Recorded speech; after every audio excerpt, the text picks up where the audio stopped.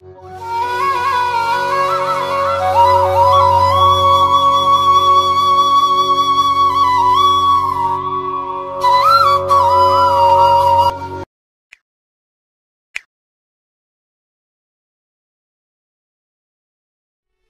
महाराज, मैं ये नहीं कह रही हूं कि आप मांगिए। अरे वो तो द्वारिका नाथ हरि है, और हरि का अर्थ है जो तुम्हारी पीड़ाओं का हरण कर लेता है, इसलिए उसको हरि कहा गया। आप जाएंगे तो भगवान को तो सब कुछ पता लग जाएगा।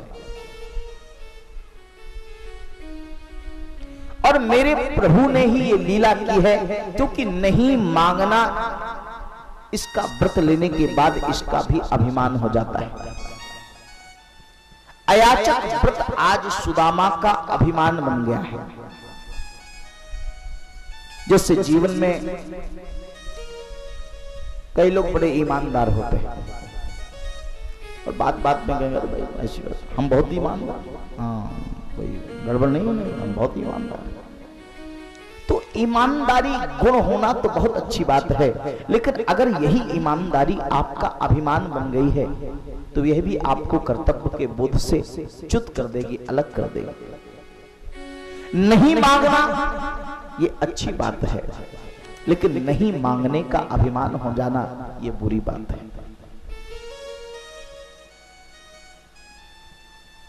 कई लोग मिलेंगे, भैया हम तो बहुत त्यागी हैं। कैसे? बहुत कम खाते हैं, बस एक रोटी खाते हैं। तो एक बुढ़िया हमारे पास आई, बोली महाराज मैं तो दिन भर व्रत रहती हूँ। अच्छा, मैं तो 7 दिन व्रत रहती हूँ। अच्छी बात। मैं तो हमेशा व्रत रहती हूँ। अच्छी बात। बस एक ही रोटी खाती हूँ। मैंने कहा माता जी तुम एक ही रोटी खाती हो या एक ही रोटी खा पाती हो? आपकी शारीरिक क्षमता कहीं एक ही रोटी से ज्यादा खाने को अलाउ तो नहीं करती। तो एक ही रोटी आप खाती हैं या एक ही रोटी आप खा पाती हैं? तो एक रोटी अगर आप खाती हैं ये अच्छी बात है, कम खाना, गम खाना। लेकिन एक रोटी खाने का भी अभिमान, इसलिए अहंकार ठीक नहीं है। और मेरे प्रभु कहते हैं, मैंने बताया रोज नित्य प्रति में निवेदन करता हूं कि अहंकार मिलन में बाधक होता है। मेरे प्रभु ने ही सुदामा को ये प्रेरित किया है और सुशीला को भी प्रेरणा दी है, क्योंकि भगवान सुदामा के अयाचक व्रत के अभिमान को तोड़ना चाहते हैं। और महाराज आज सुदामा जी ने सोचा कि ठीक है, अगर मेरे द्वारिका जाने से पत्नी खुश होती है तो मैं चला जाता हूं, भगवान का दर्शन हो जाएगा। लेकिन सुदामा जी ने सोचा कि आज मैं अपने बचपन के सखा से मिलने के लिए जा रहा हूं, और वह भी रिक्त पानी यानी खाली हाथ शोभा नहीं देता। किसी के लिए, किसी के पास मिलने के लिए जाओ और खाली हाथ, घर में कुछ था नहीं। देवी सुशीला से कहा कि मैं अपने मित्र के पास जा रहा हूं, कुछ दे तो दो। घर में कुछ नहीं था। पड़ोसी के पास गई सुशीला और चिवड़ा उधार ले आई।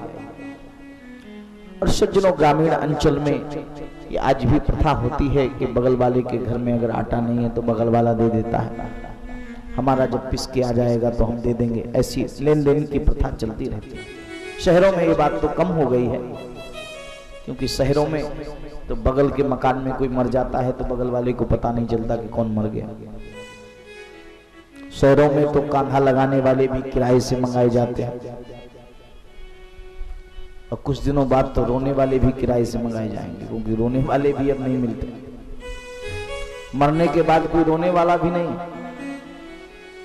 बेटा कहीं रहता है, बेटी कहीं रहती है, घर में बुढ़ा बुढ़ी अकेले हैं, मर गए। एकांकी जीवन है लोगों का। जीवन में इतना अहंकार है कि अपने के सिवा दूसरे को परिवार में सहन ही नहीं कर पा रहे हैं, और ये ठीक नहीं है। जो साथ रह करके भी सुखी नहीं हो सकते, वो अकेले रह करके भी सुखी नहीं हो सकते, क्योंकि सुख दुख तो मन का विकल्प है। और महाराज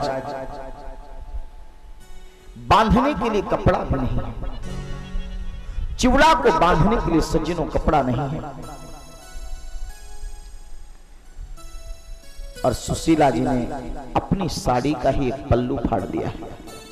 जो साड़ी पहन रखी है उसका एक पल्लू फाड़ा है और उसमें वो चूड़ा बांध दिया।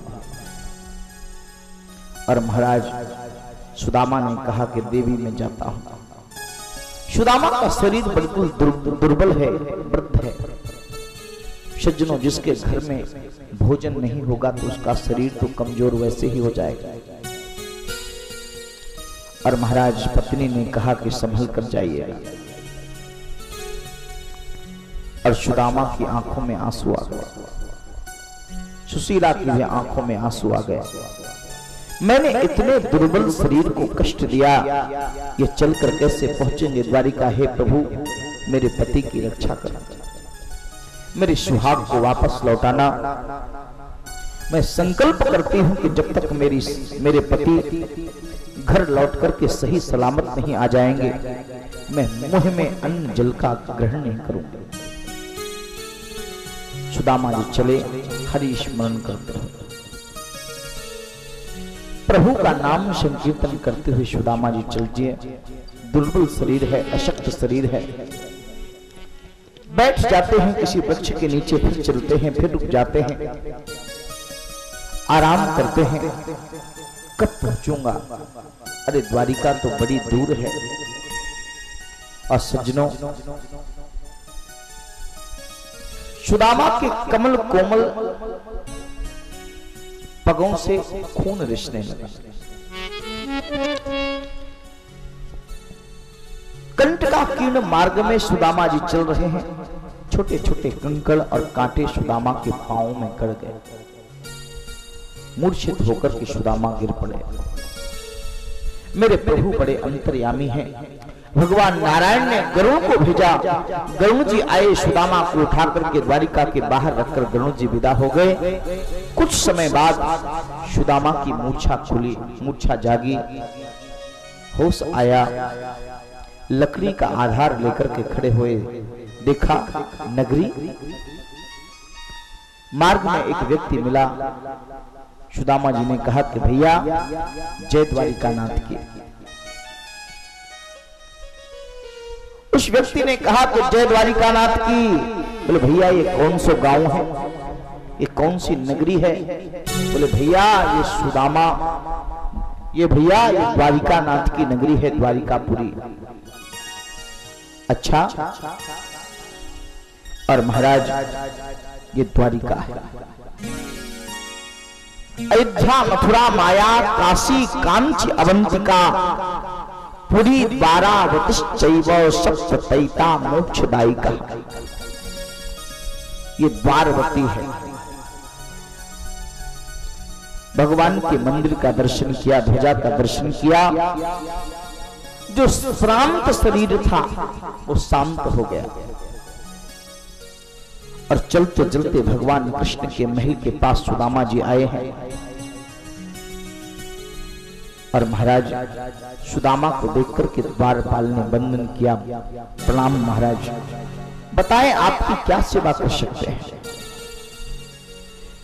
देवी रुक्मणी ने हमको कहा है कि द्वार पर जो भी याचक आए, साधु आए, संत आए, ब्राह्मण आए, उसका सम्मान करना और उससे पूछना कि क्या सेवा कर सकते हैं। और महाराज कहिए महाराज मैं आपकी क्या सेवा करूं? सुदामा जी बोले भैया बस जाकर के द्वारिका नाथ से ये इतना कह दो कि आपके बचपन के मित्र सुदामा जी आए, द्वार पर खड़े हैं। सुदामा खड़े रहे, द्वारपाल अंदर गया, भगवान के पास जाकर के द्वारपाल ने वंदन किया, द्वारिका नाथ की जय हो। प्रभु बाहर कोई दुबले पतले भूदेव पधारे हैं और अपना नाम सुदामा बताते हैं, आपको अपने बचपन का मित्र बताते हैं। और सज्जनों आपको आश्चर्य होगा, अमलात्मा महामुनिंद्र सुखदेव जी महाराज ने कहा राजा परीक्षित इस दृश्य को देखो। जैसे ही प्रभु ने सुना कि मेरे बचपन का मित्र सुदामा आया है, प्रभु नंगे पांव सुदामा से मिलने के लिए दौड़े और द्वार पर जाकर के सुदामा को हृदय से लगाए, कुशलता पूछी। और महाराज लेकर के साथ में आए और आज सुदामा जी को भगवान कृष्ण ने अपने सिंहासन पर सिंहासनासीन कर दिया। रुक्मणी आदि अपनी पटरानियों को आदेशित निर्देशित किया। सज्जनों स्वर्ण के थाल में स्वर्ण का जल ला करके, स्वर्ण का लोटा स्वर्ण के थाल में जल लेकर के रुक्मणी जी आई हैं, पटरानियां आई हैं और सुदामा जैसे विप्र के चरणों का प्रक्षालन होने लगा। आज रुक्मणी जी पानी डालती हैं, प्रभु आज स्वयं सुदामा के चरणों का प्रक्षालन करते हैं। और देवियों से कहा, अपनी पत्नियों से कहा, रुक्मणी से कहा प्रभु आप प्रक्षालन करें। और सज्जनों इसका संकेत क्या है? इसका संकेत क्या है कि ऐसे त्यागी तपस्वी ब्राह्मण के चरणों में ही, जिस ब्राह्मण के जीवन में त्याग होता है, जिस ब्राह्मण के जीवन में अयाचक व्रत होता है, उसके चरणों का प्रक्षालन तो दुनिया की ऐश्वर्य की देवी लक्ष्मी स्वयं साक्षात करती है। ऐसे ब्राह्मणों के चरणों का प्रक्षालन स्वयं लक्ष्मी करती है, यही संकेत है। इसलिए ब्राह्मण को चाहिए कि उसका व्रत अयाचक हो। और महाराज आज सुदामा जी महाराज की झांकी को आप लोग देख रहे हैं।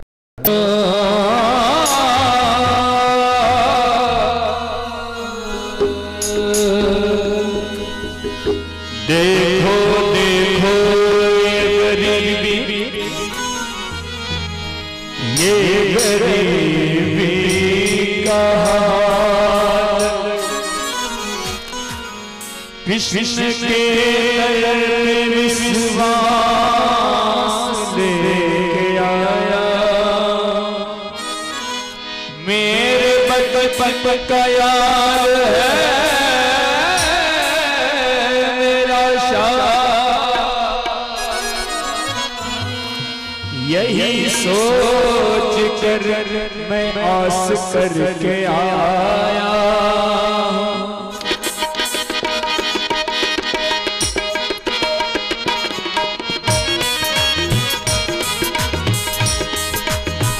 अरे पागल वालों कन्हैया से कह दो, अरे पागल वालों कन्हैया से कह दो कि मुझे सुदामा गरीब आ गया है, कि दर में सुदामा गरीब आ गया है। अरे पागल वालों कन्हैया से कह दो, अरे द्वारपाल कन्हैया से कह दो कि मिलने सुदामा गरीब आ गया है, कि मिलने सुदामा गरीब आ गया है। भटकते भटकते न जाने कहाँ से, भटकते भटकते न जाने कहाँ से, तुम्हारे महल करीब आ गया है, तुम्हारे महल के करीब आ गया है।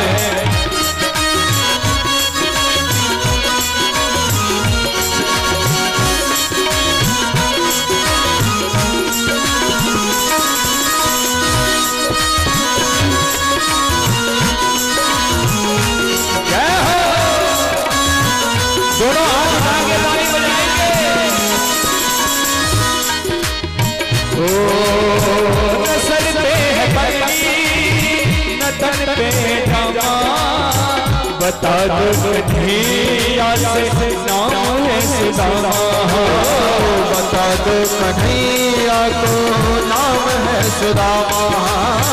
बसर पे है पगड़ी नजर पे है जमा, बता दो कन्हैया से नाम है सुदामा, बता दो कन्हैया को नाम है सुदामा। नसर पे है पगड़ी नजर पे है जमा, बता दो कन्हैया से नाम है सुदामा। हो नसर पे है पगड़ी पे है जामा, बता दो कन्हैया को नाम है सुदामा। बता दो कन्हैया से नाम है सुदामा। तुम एक बार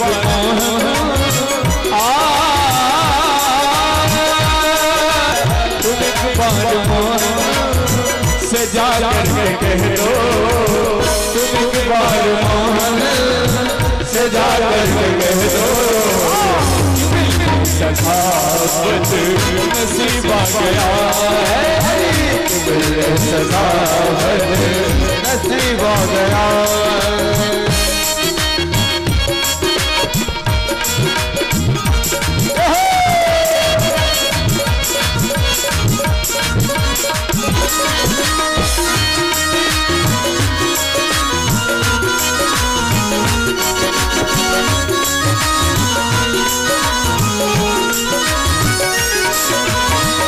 सुनते ही दौड़े चले आए मोहन, लगाया गले से सुदामा को मोहन, लगाया गले से सुदामा को मोहन, लगाया गले से सुदामा को मोहन।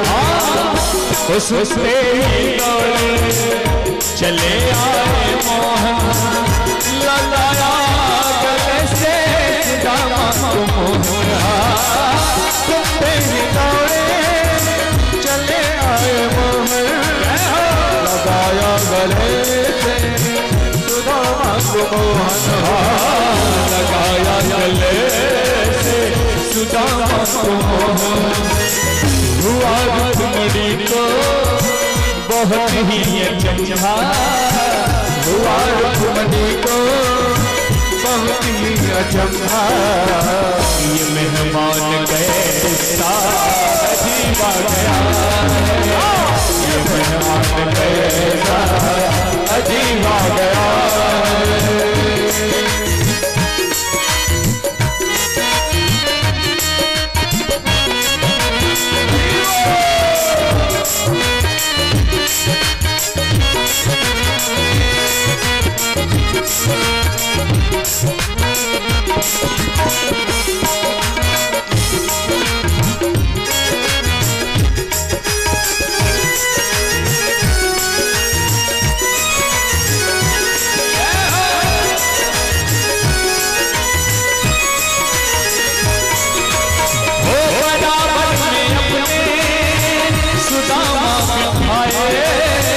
चरण आंसुओं से शाम ने धुलाए, चरण आंसुओं से शाम ने धुलाए, बराबर में अपने सुदामा मिठाए, चरण आंसुओं से शाम ने धुलाए, चरण आंसुओं से प्रभु ने धुलाए।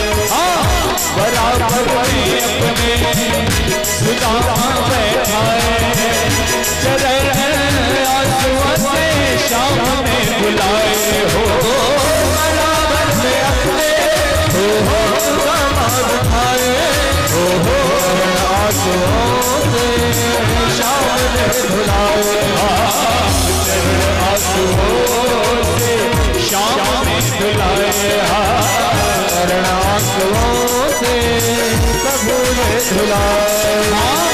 न घबराओ प्यारे जरा तुम सुदामा, ओ न घबराओ प्यारे जरा तुम सुदामा, खुशी का समा तेरे करीब आ गया है, खुशी का समा तेरे करीब आ गया है, खुशी का समा तेरे करीब आ गया है। घबराओ प्यारे जरा तुम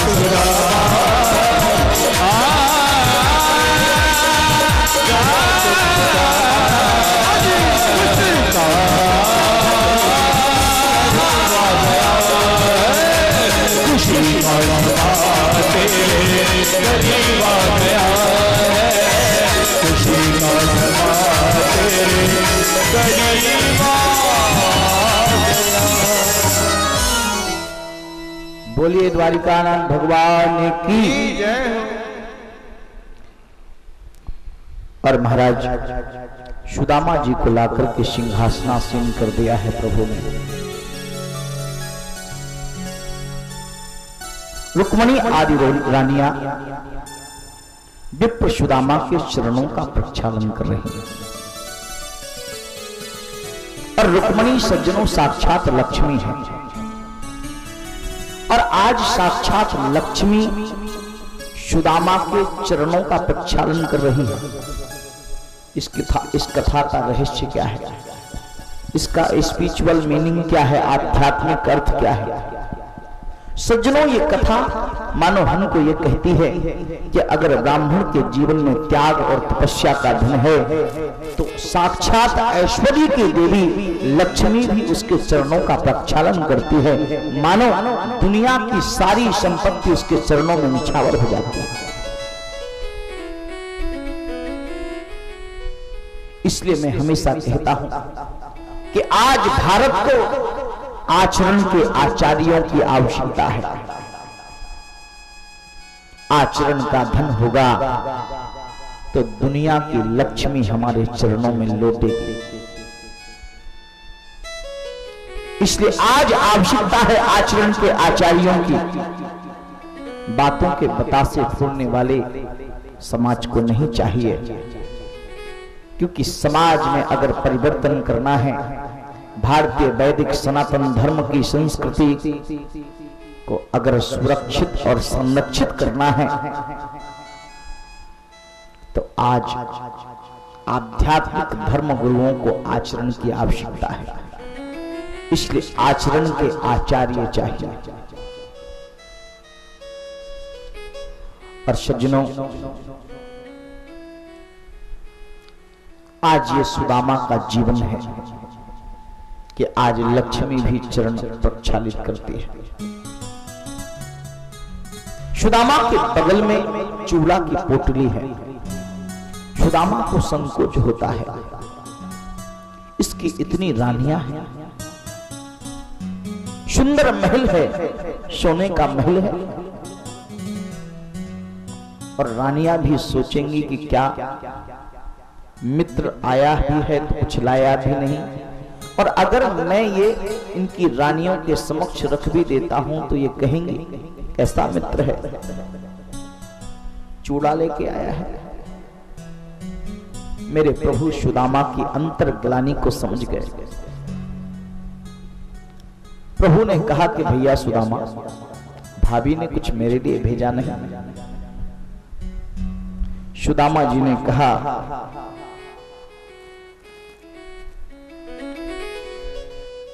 कि भाभी ने कुछ नहीं भेजा। हाँ हाँ, भाभी ने कुछ नहीं भेजा। मेरे गोविंद ने सुदामा के बगल में वो चावलों वाली, वो चूड़ा वाली पोटली देख ली। भैया, ये पोटली कैसी है? सुदामा जी को संकोच होता है, इसकी पत्नियां कहेंगी क्या? मेरे प्रभु ने सुदामा के बगल से उस पोटली को छुड़ा लिया, और जैसे ही उस पोटली को छुड़ा लिया सज्जनों, मेरे गोविंद ने एक मुट्ठी चूड़ा खाया, और सज्जनों, स्वर्ग की सारी संपत्ति, स्वर्ग की सारी संपत्ति सुदामा को दे दी। और सज्जनों, और जैसे ही दूसरी मुट्ठी चिवड़ा भरा तो संपत्ति की अधिष्ठात्री देवी लक्ष्मी जो रुक्मणी के रूप में थी, उसने भगवान का हाथ पकड़ लिया। अरे क्या मुझे भी दासी बनाकर के शिष्य मित्र के यहां भेजना चाहते हो? क्योंकि दुनिया की सारी संपत्ति अगर तुम दे दोगे तो मैं तो लक्ष्मी हूं, इस ऐश्वर्य की देवी हूं, तो मैं भी इसकी दासी बन जाऊंगा। मानो भगवान ने दूसरी मुट्ठी चिवड़ा खाने का प्रयास क्यों किया? क्योंकि ये लक्ष्मी को बताना चाहते थे कि लक्ष्मी, तू दुनिया के अय्यासों और रहीसों के यहां शोभा नहीं देती। तेरी शोभा तो ऐसे त्यागी तपस्वी महात्मा के चरणों में ही है। इसलिए दूसरी मुट्ठी खाकर के मानो संकेत दिया कि तू तो ऐसे मेरा भजन करने वाले संत पुरुषों की दासी है, और मानो भगवान का संकेत है कि जो मेरा भजन करता है, समाज के कल्याण के लिए त्याग करता है, लक्ष्मी उसके कार्य में बाधा नहीं बन सकती।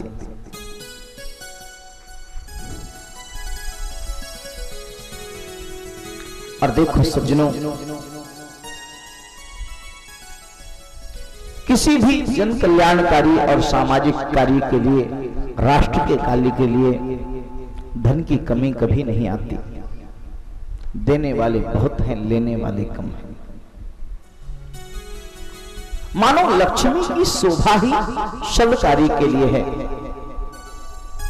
और महाराज, मानो रुक्मणी ने हाथ पकड़ लिया, गोविंद अब सब आप ही खा जाएंगे या कुछ प्रसाद हमको भी मिलेगा? और रुक्मणी जी ने समस्त पटरानियों को वो प्रसाद वितरित कर दिया। और महाराज, अपनी पटरानियों को कृष्ण ने कहा कि ये सदाचारी संतोषी ब्राह्मण है, ये ब्रह्मनिष्ठ है, इसकी सेवा करो। और महाराज, बहुत सेवा की है भगवान ने सुदामा की। सुदामा ने सोचा कि अब चलना चाहिए। और देखो भाई, अगर मैं चलना चाहूंगा तो भगवान ये कहेंगे सुदामा जी थोड़े और रुक जाइए। सुदामा जी बोले नहीं नहीं, अब मैं चलता हूं। भगवान ने कहा ठीक है, आप जाइए। सुदामा जी को लगा कि मित्र ने रोका नहीं, मित्र ने रोका नहीं। और देखो भाई, भगवान ने सुदामा जी को आग्रह नहीं किया रुकने का। सुदामा जी के चरणों को छुआ है भगवान कृष्ण ने, हृदय से लगाया है, और ब्रह्मनिष्ठ श्रोत्रिय ब्राह्मण को कहा कि ठीक है, आप जाइए। सुदामा जी वापस लौटे। भैया क्या कहा? सुदामा जी सोच रहे हैं शायद एक आध बार ये कह दें कि रुक जाओ। भगवान ने कहा कुछ नहीं, आप जाना चाहते हैं जाएं। सुदामा जी को पुकार करके भगवान ने एक बार कहा, अरे भैया भैया रुको। क्या? अरे सखा, तुम अपने फटे पुराने वस्त्रों को पहनकर आए थे और मैंने यहां तुम्हें अपना पीतांबर पहना दिया। ये पीतांबर तो उतारते जाओ। ये पीतांबर पहन के कहां जा रहे हो? कृष्ण की पटरानियों को बहुत बुरा लगा। और सुदामा भी सोचते हैं ये कैसा मित्र है, इतना स्वागत किया और एक पीतांबर के लिए। द्वारिका का राजा कृष्ण, एक पीतांबर उतार दो मेरा, ये उत्तरीय वस्त्र मेरा उतार दो, ये धोती तुम्हारी फटी धोती, इसको पहन करके जाओ। और सज्जनों, ऐसा ही होता है। एक मित्र था और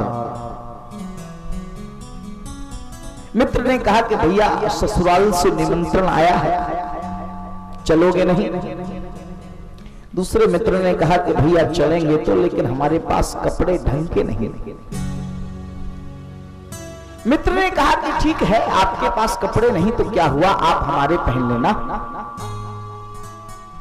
आप हमारे कपड़े पहन लेना। मित्र ने मित्र को कपड़े दे दिए, बोले शर्त यह है कि चलूंगा आपके कपड़े पहन करके, लेकिन आप कपड़ों के बारे में कोई चर्चा नहीं करेंगे किसी से। मित्र ने कहा ठीक है। पहुंचे ससुराल में, लोगों ने पूछा कि जीजा जी आप आए, बड़ी कृपा की, और ये बगल में आप, इनका परिचय क्या है? बोले ये हमारे मित्र हैं और बड़े सज्जन हैं, सदाचारी हैं, बड़ी गहरी घनिष्ठता है हमसे,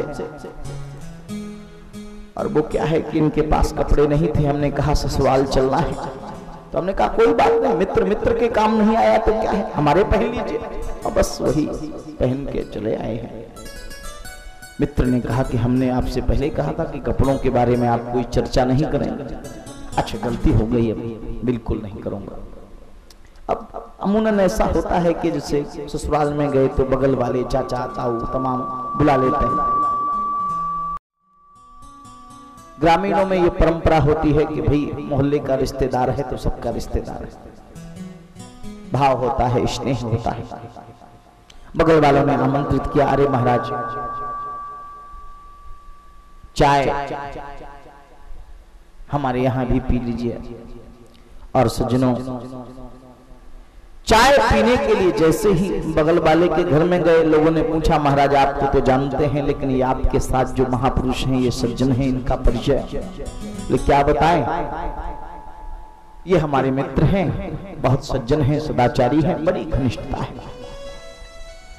और रही बात कपड़ों की, तो ये इन्हीं की है। मित्र ने कहा फिर आपने कपड़ों की चर्चा की? हमने कहा था कपड़ों की कोई चर्चा नहीं होगी। बोले क्या बताएं, वो याद आ ही जाता है, हमारा कोट सामने आप पहने हैं तो याद आ ही जाता है।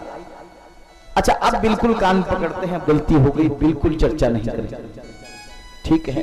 तीसरी जगह गए, लोगों ने परिचय पूछा, साथ में महापुरुष, इनका परिचय, ये हमारे मित्र हैं और बड़े सज्जन हैं, सदाचारी हैं, बड़ी घनिष्ठता है।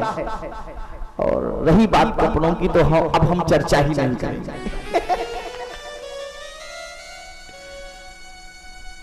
तो सज्जनों ऐसा होता है। आज भगवान कृष्ण ने सुदामा को कहा, सुदामा ये हमारा पीतांबर तो उतारते जाओ। कृष्ण की पटरानियों को बहुत बुरा लगा। और देखो भगवान की लीला तो भगवान ही समझ पाते हैं सज्जनों। सुदामा जी ने सबको आशीर्वाद दिया और कृष्ण के पीतांबर को उतार दिया है, अपनी वही फटी पुरानी धोती को पहन लिया है। और भगवान ने कहा कि देवियों,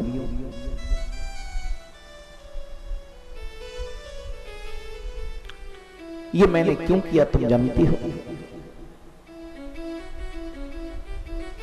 मैंने सुदामा को रुकने के लिए नहीं कहा, क्योंकि सुदामा की पत्नी सुशीला ने ये व्रत लिया है कि मेरा पति जब तक सकुशल वापस नहीं आ जाएगा तो मैं अन्न जल ग्रहण नहीं करूंगी। और अगर मैं सुदामा को ज्यादा दिन तक रोक लेता तो सुशीला के प्राणों में संकट था, इसलिए मैंने सुदामा को जाने दिया। दूसरी बात, मैंने सुदामा से पीतांबर इसलिए उतरा लिया कि कहीं सुशीला सुदामा को पीतांबर वेश में देख करके पहचान न पाती तो। इसलिए आज मैंने उसी फटी पुरानी धोती में सुदामा को विदा किया। और महाराज आज सुदामा जी पहुंचे हैं पोरबंदर में, सोमनाथ के पास में पोरबंदर है सुंजनो, वहीं पर सुदामापुरी है, वहीं के सुदामा जी थे। ऊंची ऊंची अट्टकालिकाओं से सुसज्जित है उनका गांव, उनका क्षेत्र, उनका नगर। सुदामा जी ने पूछा, भैया इस गांव का क्या नाम है? लोगों ने कहा पहले पोरबंदर था, अब तो ये सुदामापुरी हो गया है। क्यों सुदामापुरी? हाँ भैया, यहां सुदामा नाम के ब्राह्मण की एक टूटी झोपड़ी थी। बोले भैया ये भव्य महल जो बना है ये उन्हीं सुदामा विप्र का है। अच्छा, विश्वास नहीं हुआ सुदामा जी को। और महाराज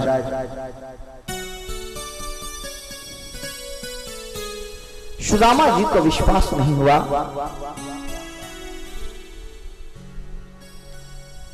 सुशीला और बच्चे कहां गए होंगे, कहां ढूंढूं?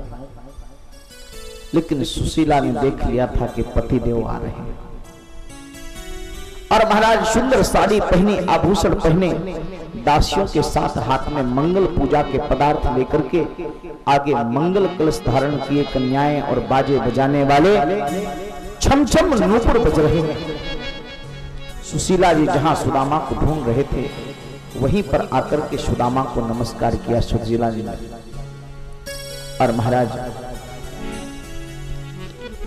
सुदामा जी ने सोचा कि ये सेठ जी की हवेली है और सेठ की सिठानी मुझ ब्राह्मण को कुछ दान करने के लिए आई है, सीधा देने के लिए आई है। ब्राह्मणों को सीधा देते हैं, सूखा राशन, सीधा देने के लिए लगता है आई है। और महाराज सुशीला ने कहा कि जरा ऊपर देखिए, मैं आपकी पत्नी सुशीला हूं। देखते ही रह गए सुशीला को। और महाराज आंखें बड़ी बड़ी हो गई। सुशीला, तुम ये साड़ी और ये गहने, ये महल? सुदामा की पत्नी सुशीला ने कहा, ये तो सब आपके मित्र की कृपा की करामात है। द्वारकाधीश भगवान कृष्ण के सेवकों ने आकर के इस महल को बनाया है। अच्छा, और मुझे पता भी नहीं लगा, कन्हैया ने मुझे बताया भी नहीं और इतनी बड़ी कृपा कर दी। अरे मैं तो सोच रहा था कि चलते समय जिसने पीतांबर उतरा लिया हो वो मुझे और क्या देगा, लेकिन आज उसकी कृपा। वाह। और महाराज चकित रह गए। सुदामा दास दासी हैं, नौकर हैं, चाकर हैं। और महाराज घोड़ा गाड़ी है।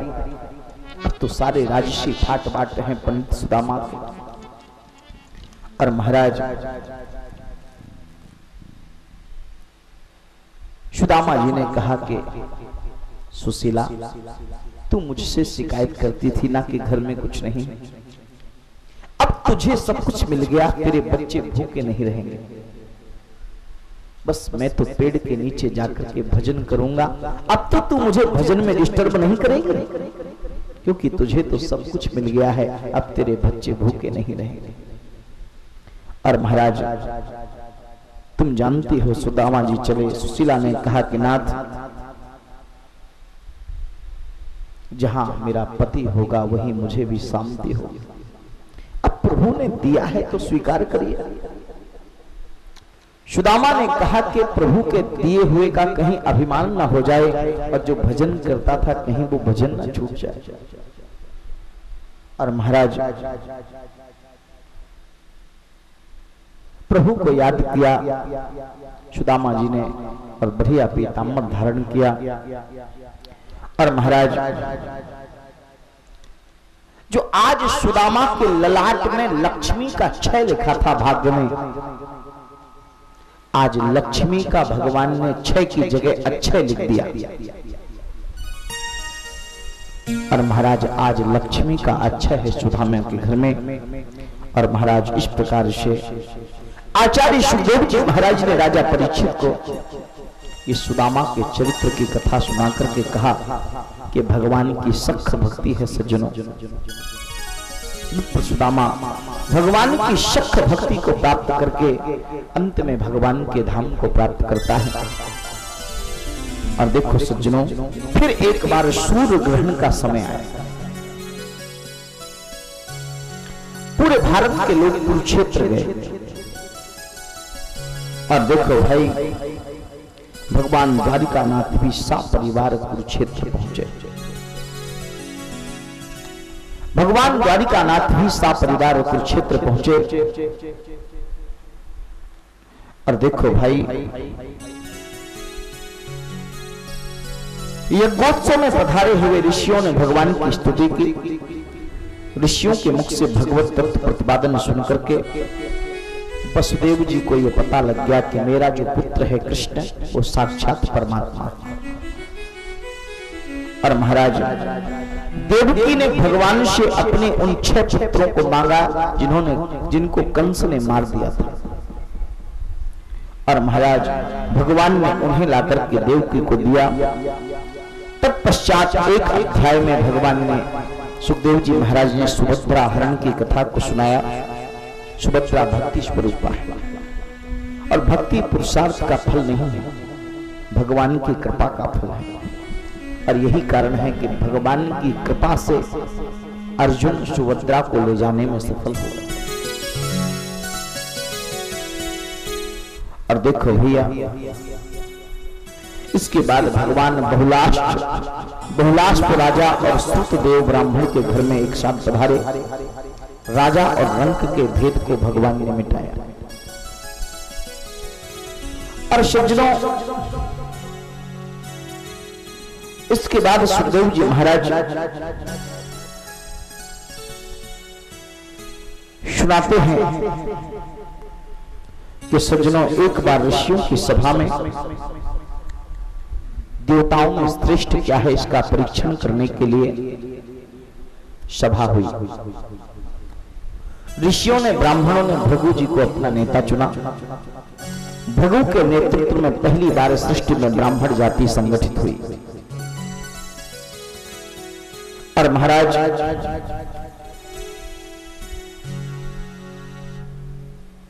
ब्रह्मा जी सर्जन करते हैं। ब्रह्मा की सृष्टि करने के लिए भगवान पहुंचे। भृगु जी ब्रह्मा का परीक्षण करने के लिए जैसे ही पहुंचे सज्जनों, ब्रह्मा को प्रणाम नहीं किया भृगु ने। ब्रह्मा जी को क्रोध आ गया। भृगु ने कहा कि तुम क्रोधी हो, सबसे श्रेष्ठ नहीं हो सकते। और महाराज अब भगवान शिव के पास गए। शंकर जी के पास गए तो शंकर जी भृगु को आता देख करके बोले कि मेरा भाई है। ऐसा समझ करके उठे और भेंटने गए तो भृगु ऋषि बोले दूर रहना, दूर रहना। भगवान शिव ने कहा क्यों? बोले अरे तेरे गले में मुंडों की माला है, चिता की भस्म को तू लपेट के रखता है, सर्पों की माला है, मैं ब्राह्मण हूं, गायत्री मंत्र को जपने वाला इस शमशान की भूमि मुझे अपवित्र कर देगी, दूर रहे, अघोरी है तू। मैं जप तप करने वाला, गायत्री मंत्र को जपने वाला ब्राह्मण हो और तू शमशान की भूमि को लपेटने वाला अघोरी, अवघड़। भगवान शिव को क्रोध आ गया। भगवान शिव क्रोधित होकर के त्रिशूल मारने के लिए भृगु को दौड़े। भृगु जी बोले बस यही तो देखने आया था कि कितनी सहनशीलता है, तुम श्रेष्ठ नहीं हो। और महाराज सज्जनों, वैकुंठ में अंतःपुर में लक्ष्मी के साथ भगवान शयन कर रहे थे और लक्ष्मी भगवान नारायण के कमल कोमल चरणों का पाद सम्मान कर रही हैं, अर्थात पांव दबा रही हैं। उसी वक्त जय विजय को धक्का देकर के महर्षि भृगु भीतर घुस गए और अंतःपुर में जाकर के लक्ष्मी के सामने ही नारायण की छाती पर पाद प्रहार कर दिया, यानी लात मार दी। भगवान नारायण ने ध्यान लगाया, कौन है दुनिया में, कौन इतना साहसी हो गया जो मेरे वैकुंठ के अंतःपुर में घुस करके मेरी पत्नी के समक्ष मेरी छाती पर लात का पाद प्रहार करे, लात का प्रहार करे। ध्यान लगाया, ओ महर्षि भृगु, लेकिन भृगु का भी साहस। ध्यान लगाया, अच्छा ब्राह्मण संगठित हो गया है। और सज्जनों, विश्व के इतिहास में एक बार ब्राह्मण संगठित हो, क्योंकि ब्राह्मणों को श्राप है, वो संगठित नहीं हो सकते। ब्राह्मण कुत्ता नाई, जात देख गुर्राई। और देखो सज्जनों, ब्राह्मणों को श्राप है। परशुराम जी ने जब 21 बार क्षत्रियों से रहित कर दी धरती और ब्राह्मणों को राजा बना दिया, तो ब्राह्मण क्षत्रियों के बहकावे में आकर के बार बार उनको राज्य दे देते। परशुराम जी ने कहा कि तुम इसके लायक नहीं हो, मैंने बेकार मेहनत की। और 4 श्राप दिए ब्राह्मणों को कि ब्राह्मण कभी राजा नहीं होगा। ब्राह्मण की निंदा करेगा, ब्राह्मण कभी संतोषी नहीं होगा, और ब्राह्मण कभी संगठित नहीं होगा। 4 श्राप दे दिए, और यही कारण है कि ब्राह्मण आज तक संगठित नहीं। अगर मुलायम सिंह परशुराम जयंती मना रहे हैं तो वहां भी कुछ तिलक छापा लगाए बैठे होंगे, और मायावती अगर परशुराम जयंती मना रही हैं तो वहां भी कुछ तिलक छापा लगाए बैठे होंगे, और भाजपाई अगर भगवान परशुराम की शोभा निकाल रहे हैं तो उसमें भी कुछ अलग तिलक छापा लगाए बैठे होंगे। अलग अलग ब्राह्मणों की अलग अलग परशुराम शोभा यात्रा निकलती है। आज भाजपाई ब्राह्मणों की है, आज सपाई ब्राह्मणों की है, आज बाजपाई ब्राह्मणों की है। ब्राह्मणों के संगठन का भी क्या नाम होगा? समाजवादी ब्राह्मण महासभा, यानी ब्राह्मण महासभा भी समाजवादी है। बहुजन समाज पार्टी समाजवादी, बहुजन समाज पार्टी ब्राह्मण सभा। तो ब्राह्मण संगठित नहीं होते।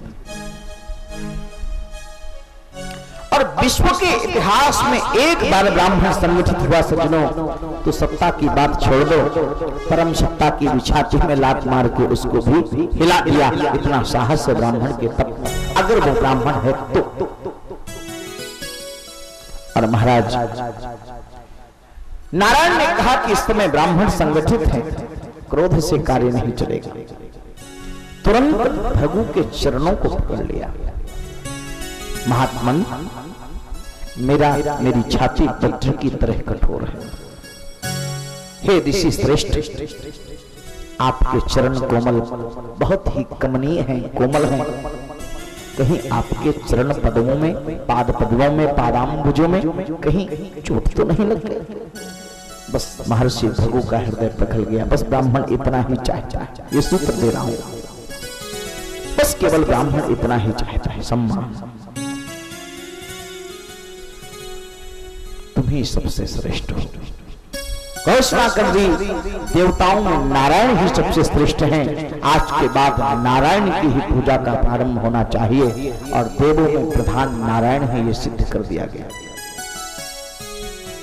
और महाराज सुखदेव जी महाराज बताते हैं कि राजन,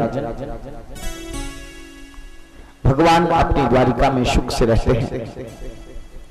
भगवान श्री कृष्ण 16,108 पत्नियों के साथ बड़े बड़े महलों में रह रहे हैं। और प्रभु का मैनेजमेंट ऐसा है सज्जनों, लाइफ मैनेजमेंट। भागवत की कथा से अगर आपको सीखना हो तो सीखें कि भगवान का लाइफ मैनेजमेंट आप देखें कि 16,108 रानियां हैं, लेकिन कहीं झगड़ा नहीं होता। और महाराज आज अद्भुत भगवान की लीला है। और सज्जनों, इसके बाद आचार्य सुखदेव जी महाराज एकादश स्कंध की ओर ले जाते हैं। एकादश स्कंद भगवान का ललाट है और मुक्ति लीला है, इसमें ज्ञानी की कथा है। और सज्जनों, सुखदेव जी महाराज बोले, राजन एक बार की एक कथा है कि प्रभास क्षेत्र में समस्त ऋषि एकत्रित हुए। के रंग क्या देखो,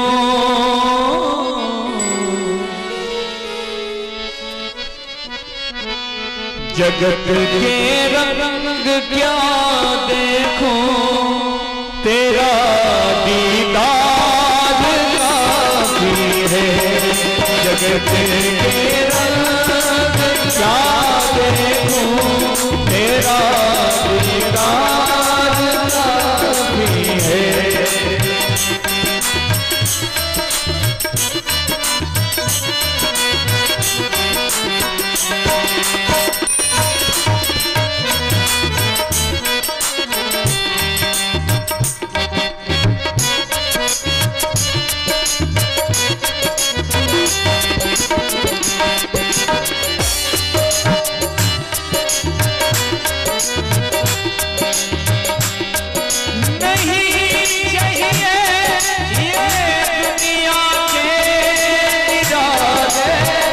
रंग ढंग मुझको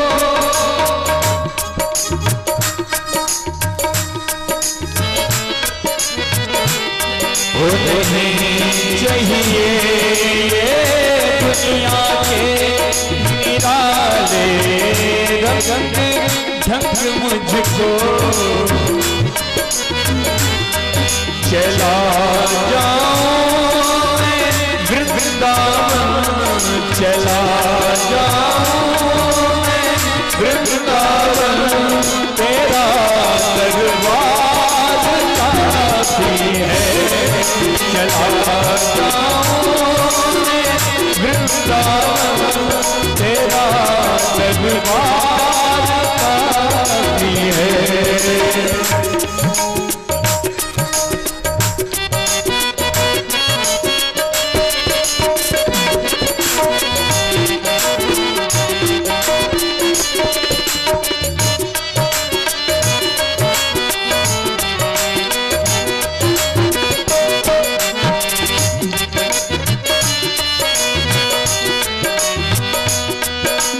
जगत के रिश्तेदारों ने बिछाया जाल माया का।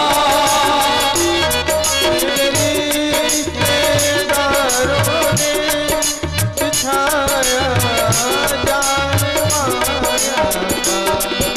जगत के रिश्तेदारों ने बिछाया जाल माया का।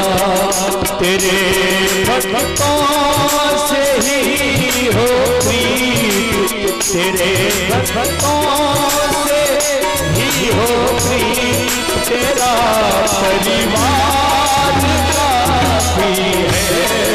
तेरे भक्तों से ही हो प्रीत, तेरा परिवार काफी है।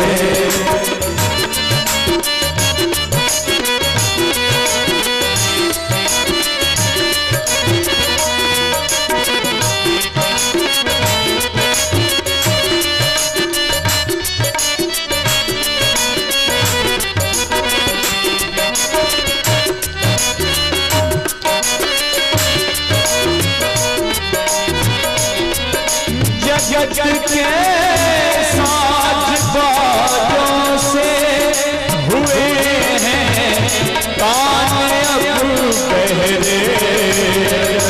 जगत के साज बाजों से हुए हैं कान अब पहले। जगत के साज बाजों से हुए कामयाब बहरे। कहाँ जाके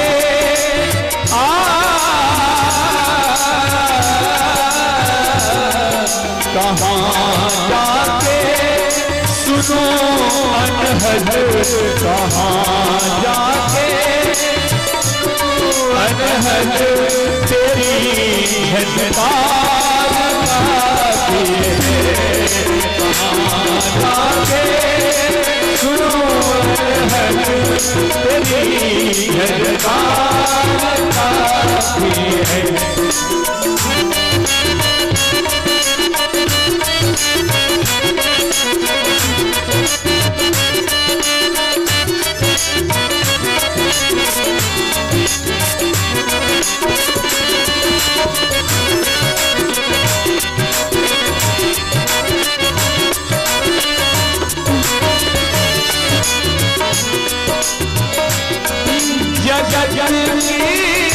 झूठी रोशनी से आँखें भर गई मेरी, जगत की झूठी रोशनी से आँखें भर गई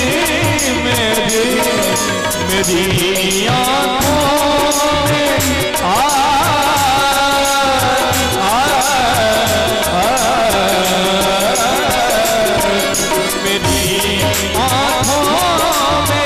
हो हरदम मेरी आँखों में हो हरदम तेरा संसार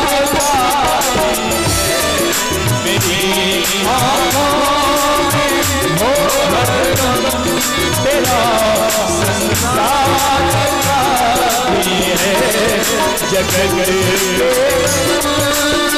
क्या देखूं तेरा दीदार काफी है, तेरा परिवार काफी है, तेरा संसार काफी है।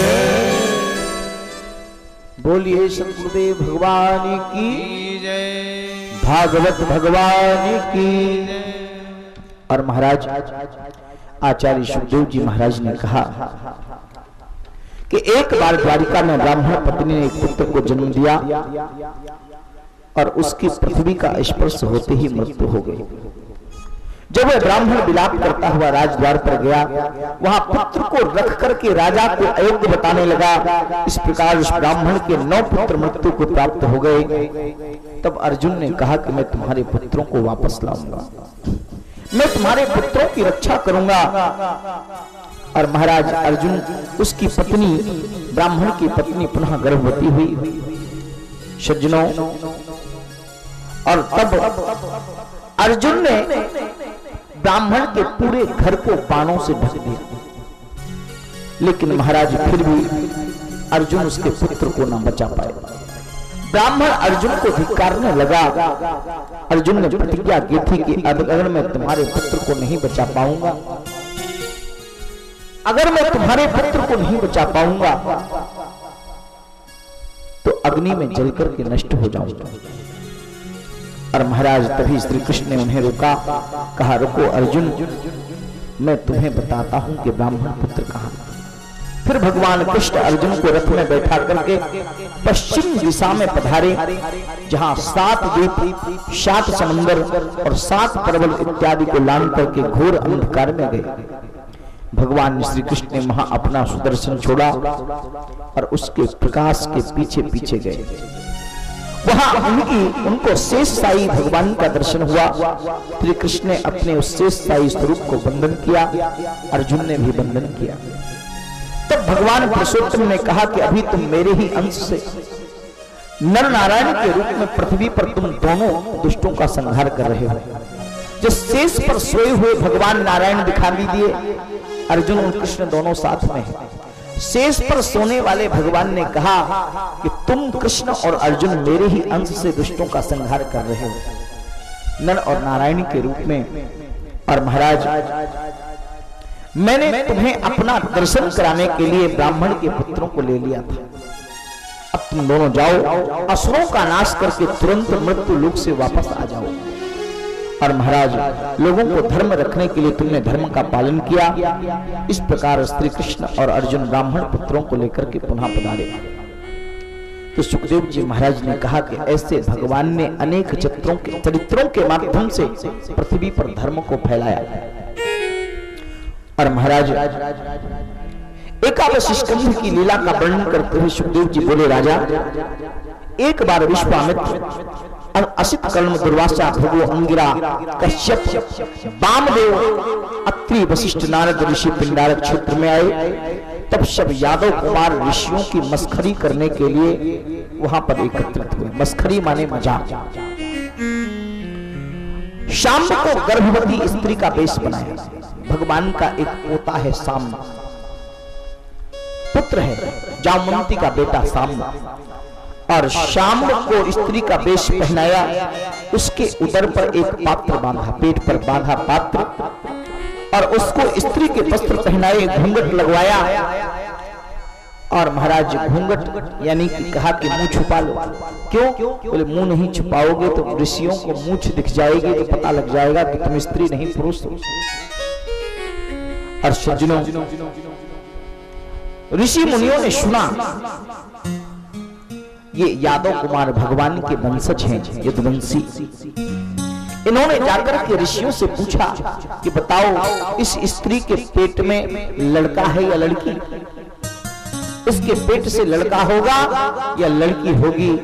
और सज्जनों, ऋषि समझ गए कि भगवान के वंशज हैं, और भगवान की सत्ता के कारण इतने मदमस्त हो गए हैं कि ऋषियों का तिरस्कार करने लगे। इनको सबक सिखाना होगा। और ऋषियों ने कहा कि यादव कुमारों, अरे यदुवंशियों, इसके पेट से ना तो लड़का पैदा होगा ना लड़की पैदा होगी, बल्कि मूसल पैदा होगा जो तुम्हारे वंश को नष्ट करने वाला होगा। और महाराज, जब कृष्ण के बेटे ही, ऋषियों को क्रोध इसलिए आ गया कि जब कृष्ण के बेटे ही अन्याय असत्कार करने लगेंगे संतों का, तो फिर हमारा सम्मान कहां होगा? धर्म सुरक्षित किसके पास है? और महाराज, जब साफ हुआ तो डर गए यदुवंशी। यदुवंशी डर करके भागे, एकांत में जाकर के सांब को जो स्त्री का वेश बनाया था उसको छोड़ा, और उसके पेट को कपड़े से जो बांधा था उसको खोला तो एक मूसल निकला, और अंदर से हलमूसल प्रकट हुआ। बड़े भयभीत हुए, अब क्या करें? भगवान के पास जाकर के बताने की हिम्मत नहीं हुई, और नहीं तो भगवान जो है हमारी खबर ले लेंगे। और महाराज भगवान से डरते थे, तो भगवान के नाना उग्रसेन के पास गए। उग्रसेन ने उस समुद्र में कहा कि घिस डाल। और महाराज घिस घिस करके समुद्र को, मूसल को समुद्र में खत्म कर दिया। एक छोटा सा टुकड़ा बना और उस टुकड़े को ले जाकर के फेंक दिया। सज्जनों, उसको मछली निकल गई, उसको मछली निकल गई।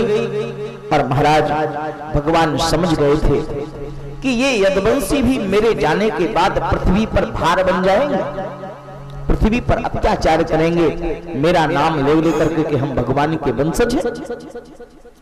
और इसलिए महाराज क्या किया? बोले मछली ने निगल लिया। तब जरा नाम के धीवर ने उस मछली को पकड़ा। जरा नाम के धीवर ने उस मछली को पकड़ा। जब वह मछली पकड़ने गया तो उसकी जाल में वही मछली आ गई जिसने वो मूसल का टुकड़ा खा लिया था। जब और महाराज जब मछली को काटा तो उसकी पेट से लोहे का एक टुकड़ा निकला जो मूसल को घिसने के बाद बचा था। और सज्जनों, क्या हुआ? मानो उस टुकड़े को एक लोहार ने खरीद लिया, और सज्जनों लोहार ने उससे बाण बना दिया। तब जरा नाम के बहेलिये ने उस बाण को खरीद लिया। मानो भगवान अब अपने जाने की तैयारी कर रहे हैं। और महाराज, होनी को कौन मिटा सकता है? यहां पर क्या हुआ? बोले देवर्षि नारद आए द्वारिका में भगवान का दर्शन करने के लिए, और कोई ना कोई बहाने नारद जी द्वारिका में आते रहते हैं। प्रारंभ में बसदेव जी महाराज ये सोचते थे कि ये कैसा संत है, इसका मेरे बेटे से कृष्ण से इतना मोह है कि बार बार द्वारिका आता है। और महाराज लेकिन वसुदेव को पता चला कि कुरुक्षेत्र के यज्ञोत्सव में ऋषि मुनियों ने भगवान श्री कृष्ण के हरि के रूप में स्तुति की थी। मैं जिसको बेटा समझ रहा हूं वो तो जगत का बाप है। हमारे घर में कोई हो हम लेकिन पहचान नहीं पाए। और महाराज देवर्षि नारद के बार बार आने का कारण वसुदेव जी को पता लग गया कि देवर्षि नारद क्यों आते हैं, क्योंकि मेरा बेटा भगवान है। और महाराज देवर्षि नारद से हाथ जोड़कर के वसुदेव जी ने महाराज ने कहा कि प्रभु हे संत देवर्षि मुझे मुक्ति का उपाय बताइए। देवर्षि नारद ने कहा कि आप तो भगवान के बाप हैं वसुदेव जी, आपको भी मुक्ति का मार्ग मैं बताऊं। वसुदेव जी ने कहा कि नहीं नहीं मुझे सत्संग करना है। दोनों बैठ गए। संत हमारे घर में आए हैं तो सत्संग अवश्य होना चाहिए। और महाराज निमि राजा और 9 योगेश्वरों के सत्संग की बात देवर्षि नारद ने वसुदेव जी को सुनाई। राजा निमि यज्ञ कर रहे थे। ये देवर्षि नारद ने सुनाना प्रारंभ किया कि राजा निमि यज्ञ कर रहे थे और निमि राजा के यज्ञ में 9 योगेश्वर पधारे। ये 9 योगेश्वर कौन हैं? ये परमहंस श्री ऋषभ देव जी महाराज के पुत्र हैं। और महाराज ये 9 योगेश्वरों का स्वागत पूजन किया है राजा निमि ने हाथ जोड़ करके। और क्या कहा? दुर्लभो मानुषो देहो देहि नाम क्षणभंगुरा तत्रापि दुर्लभम मन्ये वैकुंठ प्रिय दर्शनम। मानव जन्म दुर्लभ है, क्षणभंगुर है। और क्षणभंगुर मानव जीवन में आपके जैसे संतों का दर्शन और सत्संग दुर्लभ है। आपके भगवान के ही साक्षात पार्षद हैं और सकल संसार को पवित्र करने के लिए आप विचरण करते हैं। हे मुनियों आप मेरे यज्ञ में आए हैं, मुझ पर आपने बड़ा अनुग्रह किया है। मेरे सत्कार्य के फलस्वरूप आपके सत्संग का फल मुझे मिला है, ऐसा मैं समझता हूं, क्योंकि पुण्य पुंज बिन मिलहि की संसा। बिना पुण्यों के प्रभाव के बिना संतों का दर्शन संभव नहीं होता सज्जनों। और संत ही भगवान का दर्शन करा सकता है। आप मुझे ज्ञान का उपदेश करिए। तब कबीर नाम के योगेश्वर ने भागवत धर्म के विषय में उपदेश किया है राजा निमि को। क्या कहा? कायेन वाचा मनसेन्द्रियैर्वा बुद्ध्यात्मना वा प्रकृते शुभावात् करोति यद् यद् सकलं परस्मै नारायणायेति समर्पयेत्। राजन भगवान के साथ नित्य नाता है। नित्य संबंध का स्मरण करते हुए भगवान के निमित्त कर्म करते हुए कायिक वाचिक मानसिक सब सत्कर्म को समर्पित कर देना चाहिए। यही भागवत धर्म का लक्षण है। राजा ने पूछा कि कौन सा भागवत धर्म श्रेष्ठ है ये बताइए। तब हरि नाम के योगेश्वर ने जवाब दिया सज्जनों। क्या कहा? सर्वभूतेषु या पश्येत्। सज्जनों ये 9 संत हैं, 9 योगेश्वर और अलग अलग प्रश्नों का अलग अलग संत उत्तर दे रहे हैं।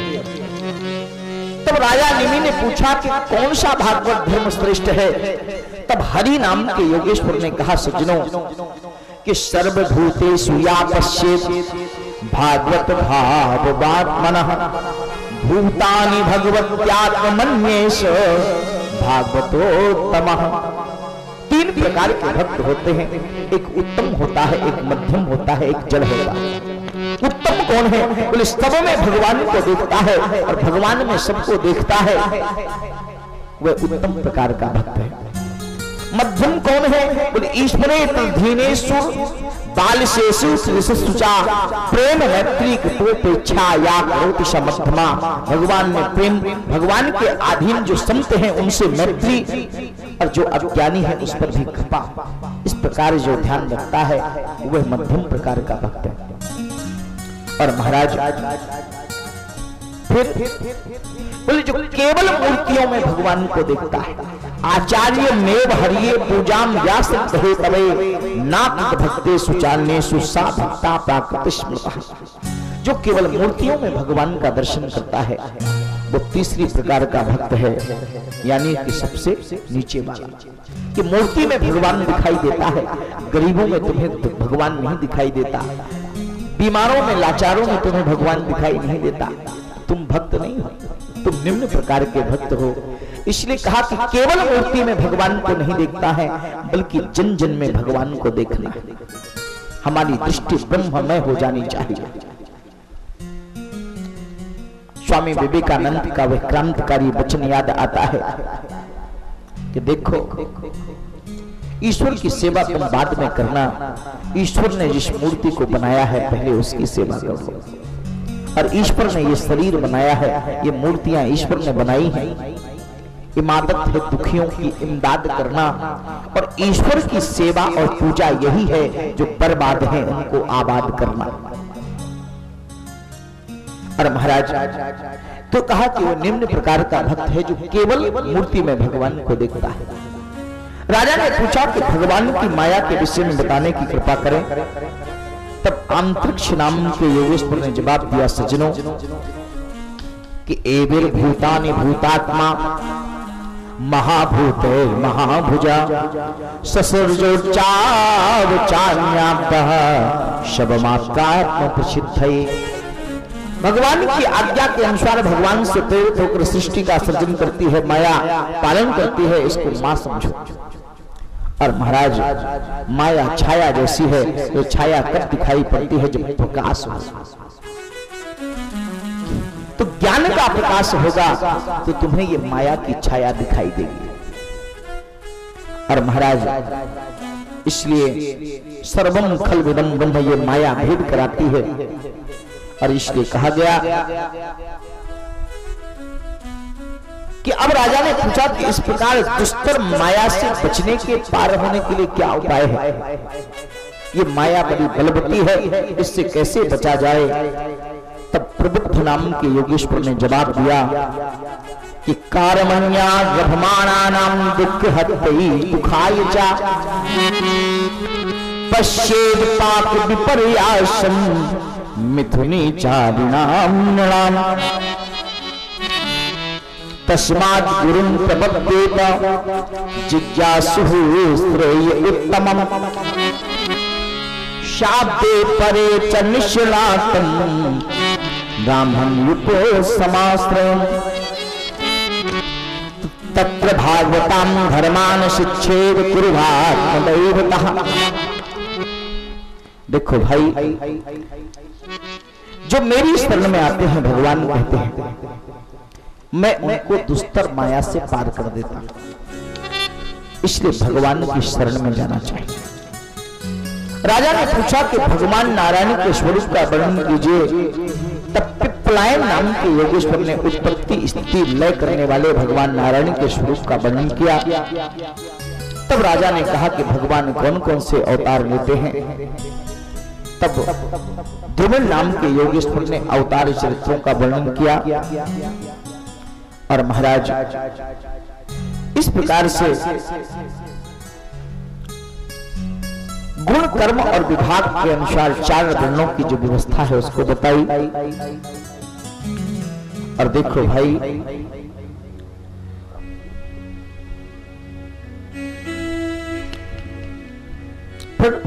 प्रथम स्कंध में जो वासुदेव गायत्री मंत्र हमने देखा था, उसको यहां थोड़ा परिवर्तन करके लिख दिया। और अब राजा ने 9 प्रश्न पूछे हैं और 9 योगेश्वरों ने उसका समाधान कर दिया। नारद जी ने वसुदेव को सत्संग कराया, वसुदेव जी ने नारद की पूजा की, नारद जी भगवान का दर्शन करके विदा हो। अब यहाँ एकांत में द्वारिका में देवगण पधारे हैं, देवता आए हैं और देवताओं ने प्रभु की स्तुति की है। नतास्मते नाथ पदारविंदम बुद्धिन्द्रिय प्राण मनो वचो भी सच्चंतये तरहृदि भावयुक्तै मुमुक्षु भी कर्ममयो पाशा।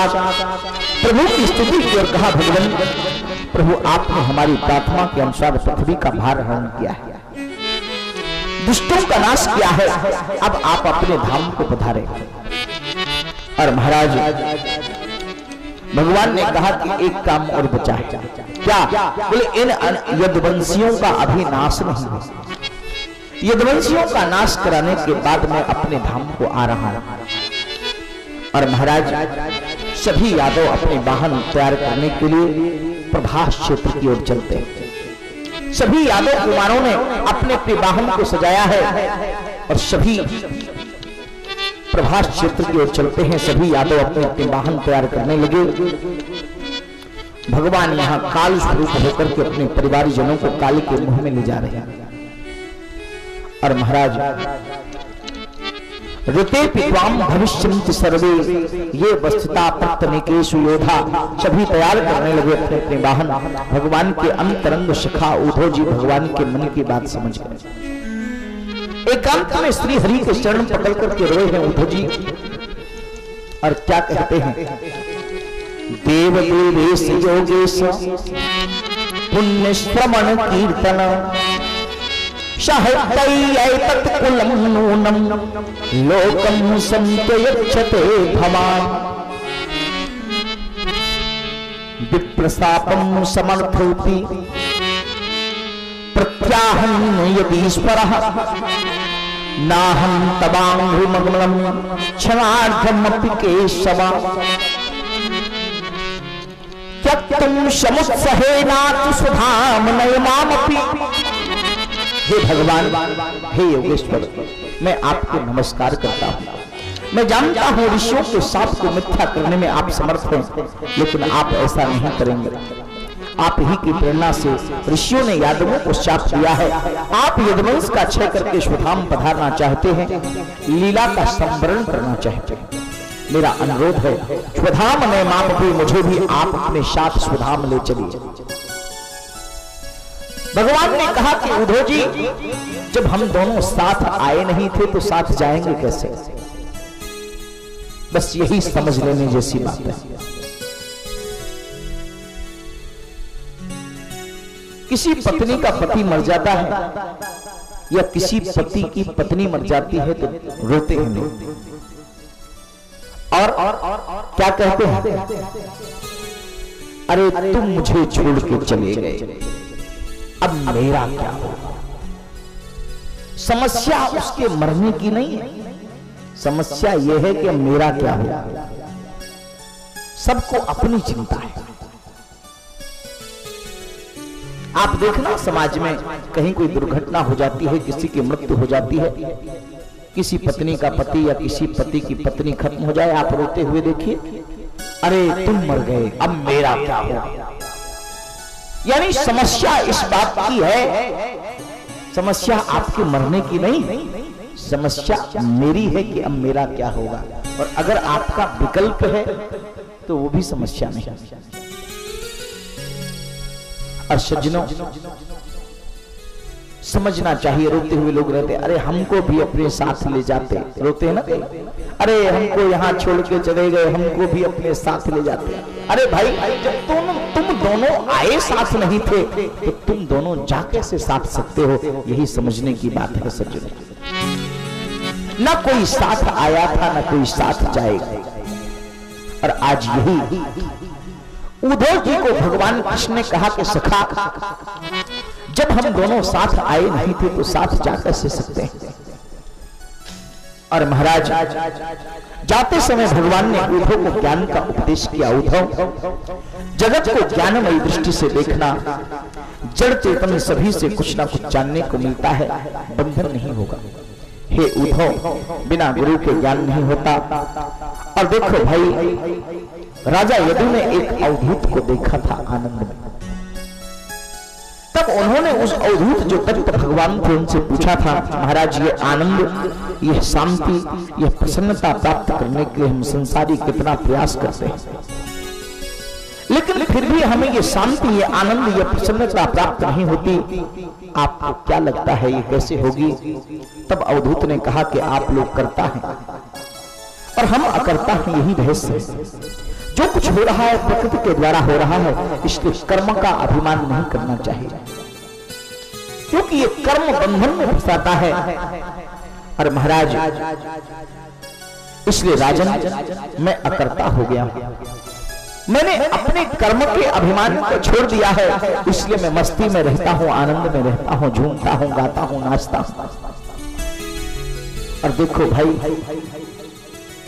यहाँ गुरुदेव के बारे में चर्चा की गई, सदगुरु के बारे में। और देखो सज्जनों, बिन गुरु हो ये ज्ञान, ज्ञान की हो ये विराग, बिन गावहि वेद पुराण सुख की लहै हरि भगत बिन। बिना गुरु के ज्ञान नहीं होता। बिन गुरु हो ये ज्ञान, ज्ञान की कोई विराग बिन। गावहि वेद पुराण सुख की लहै हरि भगत बिन। बिना गुरु के ज्ञान नहीं होता और बिना वैराग्य के ज्ञान टिकता नहीं। तो महाराज आपके गुरु कौन है? उस अवधूत ने उत्तर दिया, मेरे 24 गुरु हैं। राजा ने कहा कि 24 अवधूत। बोले राजन, दीक्षा गुरु तो एक होते हैं, लेकिन शिक्षा गुरु अनेक हो सकते हैं। जिनसे हमें कुछ जानने को मिले वही हमारा ज्ञान गुरु है। राजा जी बोले, कृपया नाम बताएं। अवधूत बोले, पृथ्वी वायु आकाश मापो, अग्निश चंद्रमा रवि, कपोतो अजगर सिंधु, पतंगो मधुकृत गजः, मधुआ हरिणो मीनः, पिंगला कुरुर्भकः, कुमारी शरकृत सर्प, ऊर्णना भी सुपेश कृत।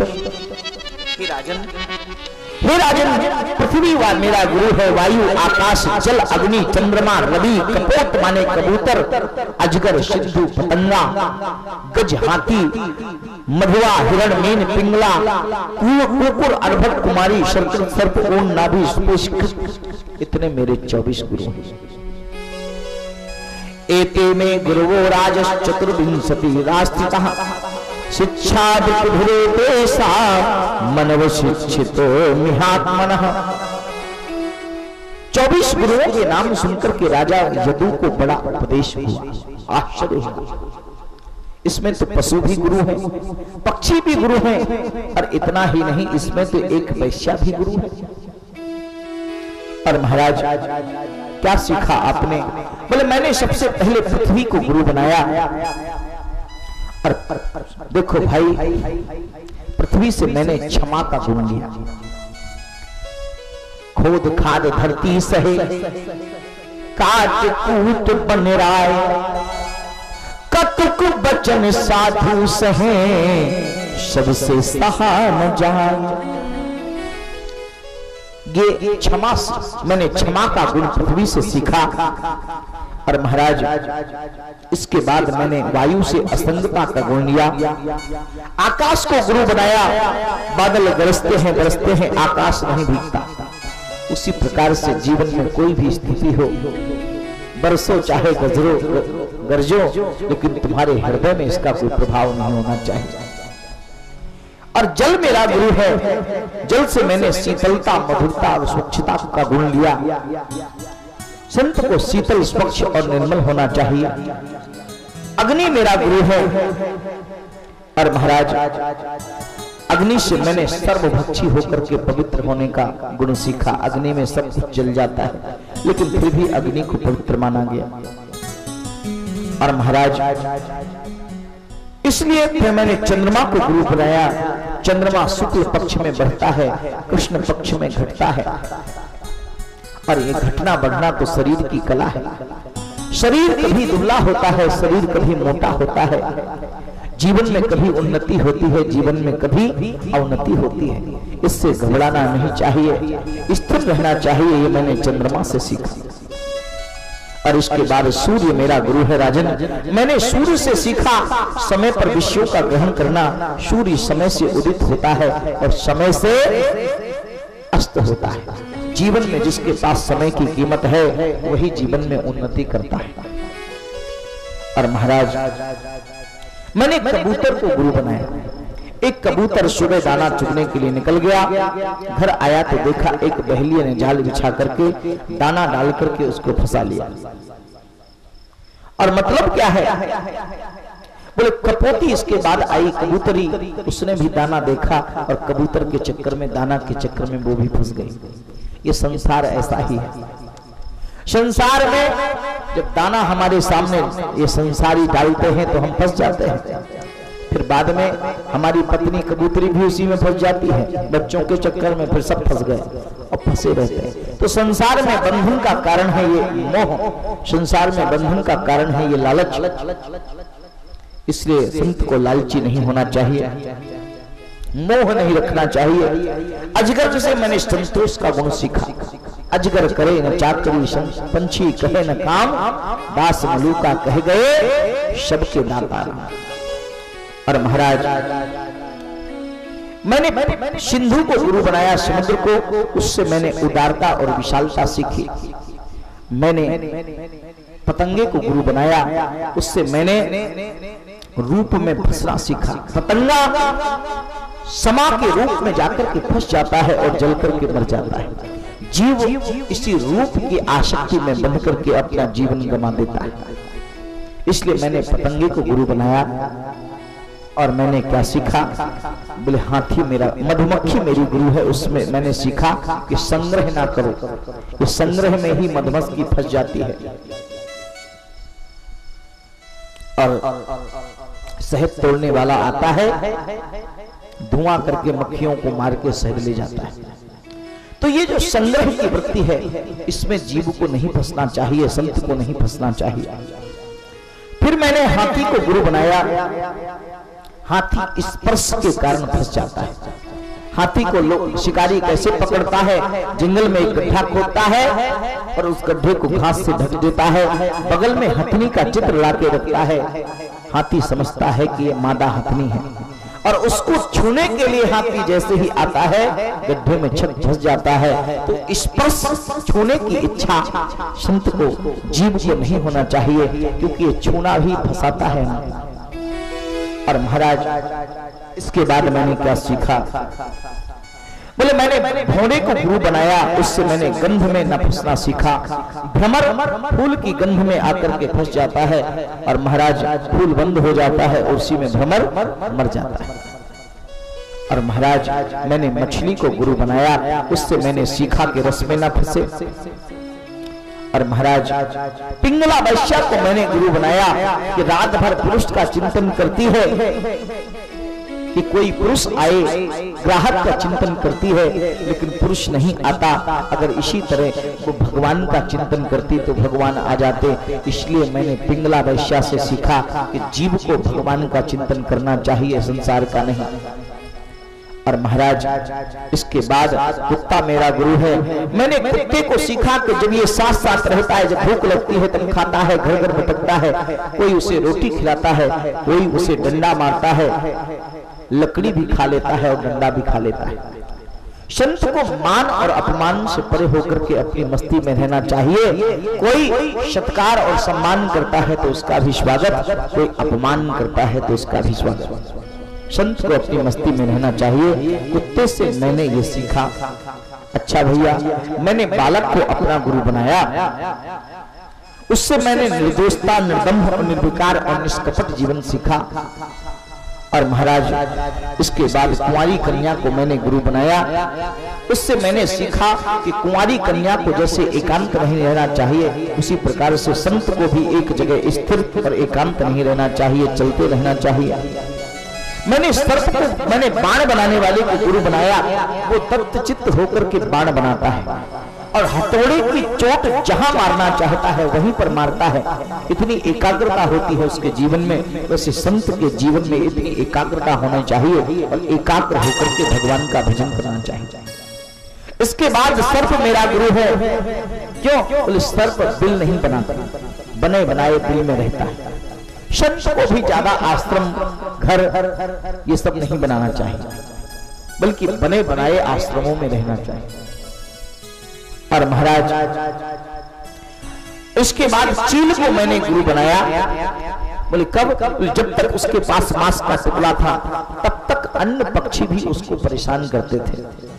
चील ने मांस का टुकड़ा फेंक दिया तो अन्य पक्षी भी भाग गए। जब तक तुम्हारे पास माल है, हाँ धन है तो बेटा भी परेशान करेगा, बहू भी परेशान करेगी, है तो क्या करना चाहिए? बोले बुढ़ापा आने पर अपने जो कमर में तुमने चाबी लगा रखी है ना तिजोरी की, उसको फेंक करके बहू को दे देना चाहिए, तो बहुएं परेशान नहीं करेंगी। नहीं तो बहुत परेशान करेगी। छोटी वाली कहेगी बड़ी वाली को ज्यादा चाहते हो, बड़ी वाली कहेगी बीच वाली को ज्यादा चाहते हो। अब पता नहीं किसको चाहते हैं कि किसी को नहीं चाहते। इसलिए क्या करना चाहिए? बोले भैया ये मांस का टुकड़ा फेंक देना चाहिए, क्योंकि जब तक ये मांस का टुकड़ा है यानी धन है, माल है, तब तक ये जो संसार के लोग हैं ना, ये सब माल के कारण आते हैं, ये सब आगे पीछे घूमेंगे क्योंकि इनको माल चाहिए। और महाराज इसलिए मांस के टुकड़े को फेंक देना चाहिए। और भैया ये मेरे 24 गुरु हैं, मैंने इस प्रकार अंतिम गुरु जो मैंने बनाया, अंतिम गुरु मैंने अपने शरीर को बनाया। शरीर को क्या बनाया? बोले शरीर देह रूपी गुरु से मुझे विवेक और वैराग्य होता है। क्यों? बोले जब तक ये शरीर सुंदर है, जब तक इस शरीर में लावण्य है, लालिमा है, युवा है ये शरीर, तो इस शरीर को चाहने वाले लोग बहुत होते हैं। हाँ? जबानी में ही लोग प्रपोज करते हैं कि हमसे शादी कर लो, बुढ़ापे में कोई नहीं कहता कि हमसे शादी कर लो। क्यों? क्योंकि जब तक युवा अवस्था है तब तक इस शरीर को चाहने वाले लोगों की भीड़ होगी। और जैसे 40 के बाद उम्र ढली तो 40 के बाद 40 शुरू हो जाना चाहिए। तो जैसे ही 40 के बाद उम्र ढलती है तो शरीर को पूछने वाले लोग बहुत कम हो जाते हैं। तो सज्जनों क्या है? बोले मैंने शरीर को गुरु बना करके सीखा। क्या सीखा? बोले दुनिया में अगर वैराग्य लेना है तो शरीर से सीखो कि जब दुनिया में आप काम के नहीं रहेंगे तो दुनिया पूछेगी नहीं। इसलिए भगवान का भजन करना चाहिए। और देखो भाई ये सत्संग की महिमा बड़ी अद्भुत है। आत्मा नित्य शुद्ध है, मुक्त है, आत्मा में बंधन नहीं है। तो भगवान ने उद्धव जी को ये उपदेश दिलवाया। और महाराज यदु और दत्तात्रेय के मध्य में जो संवाद हुआ था, वह संवाद उद्धव जी को भगवान कृष्ण ने सुनाया। भगवान ने हंस के रूप में सनकादियों को ज्ञान का उपदेश दिया। और महाराज ध्यान योग का वर्णन किया, अष्टादश सिद्धियों का वर्णन किया। भगवान श्री कृष्ण ने कहा कि उद्धव 8 सिद्धियां मुख्य हैं, 10 गौड़ हैं।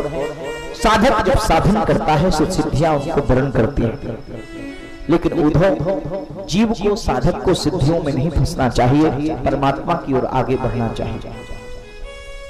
और महाराज इसके बाद 4 वर्ण और 4 आश्रम बताए।